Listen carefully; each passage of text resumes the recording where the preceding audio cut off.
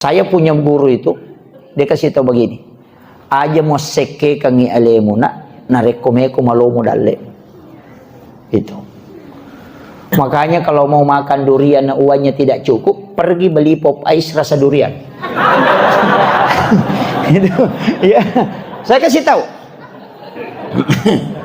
Iya. Kenapa? Jangan kau menyiksa itu. Karena orang dermawan itu yang tidak menyiksa, karena semua tubuh ini berzikir.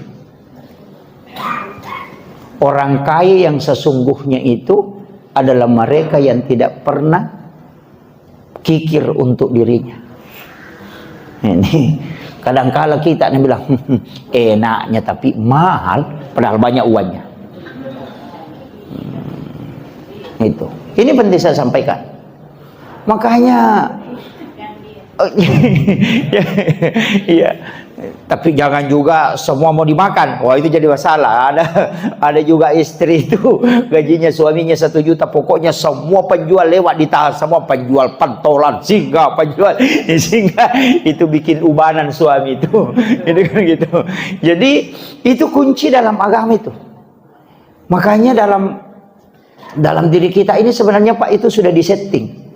Ya, makanya kalau mau selamat ini wakaf penting. Masa dikumpul harta kemudian kita tinggalkan?